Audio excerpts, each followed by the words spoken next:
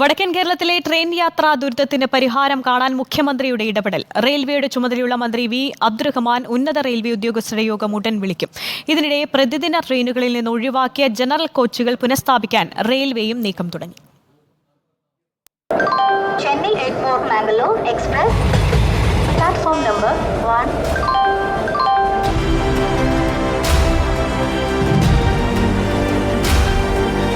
Train സൗകര്യം വളരെ കുറവാണ്. റെയിൽവേ വേണ്ടത്ര കാര്യങ്ങൾ ശ്രദ്ധിക്കുന്നില്ല. പിന്നെ വൈകുന്നേരം 7 മണിക്ക് ശേഷം വടക്കോട്ട് പോകാൻ ഒരു ട്രെയിനും ഇല്ല. ട്രെയിൻ യാത്രികളുടെ ദുരിതത്തെക്കുറിച്ച് റിപ്പോർട്ട് TV വാർത്താ പരമ്പരയെ തുടർന്ന് വിവിധ തലങ്ങളിലാണ് ഇടപെടൽ. മുഖ്യമന്ത്രിയുടെ നിർദ്ദേശത്തെ തുടർന്ന് മന്ത്രി വി അബ്ദുറഹ്മാൻ റെയിൽവേ ഉദ്യോഗസ്ഥരുടെ യോഗം വിളിക്കും. അടുത്ത മാസം 3 നിയമസഭാ ചേംബറിലാണ് യോഗം ചേരുക. യോഗത്തിൽ വ്യവസായ വാണിജ്യ മേഖലയിലെ സംഘടനാ പ്രതിനിധികളും പങ്കെടുക്കും. ബഹുമാനപ്പെട്ട മുഖ്യമന്ത്രി യോഗം വിളിക്കുന്നതാണ് ഞങ്ങളെ ഭരിച്ചത്. അദ്ദേഹം അന്ന് തന്നെ ബഹുമാനപ്പെട്ട കേരളത്തിൻ്റെ റെയിൽവേ ചുമതല അബ്ദുറഹ്മാൻ മിനിസ്റ്റർ ചുമതലപ്പെടുത്തി കത്ത് ഫോർവേഡ് ചെയ്യാൻ ഞങ്ങളെ അറിയിപ്പ് തരികയും ചെയ്തു. 3-ാം തീയതി മിക്കവാറും മീറ്റിംഗ് കൂടുന്നുണ്ടെന്നാണ്. അതിനിടയ്ക്ക് ഈ റിപ്പോർട്ടർ ചാനലിൽ നിങ്ങളിൽ വന്നത് കൂടി കൂടുതൽ ശ്രദ്ധ സർക്കാർ മുഖ്യമന്ത്രി എല്ലാം പറഞ്ഞു. അതിൽ ഞങ്ങൾക്ക് തീർച്ചയായിട്ടും വിശ്വാസമുണ്ട്.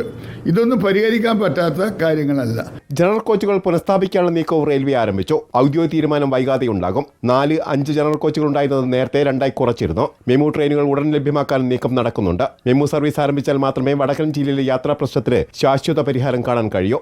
റിപ്പോർട്ടർ, കോഴിക്കോട്.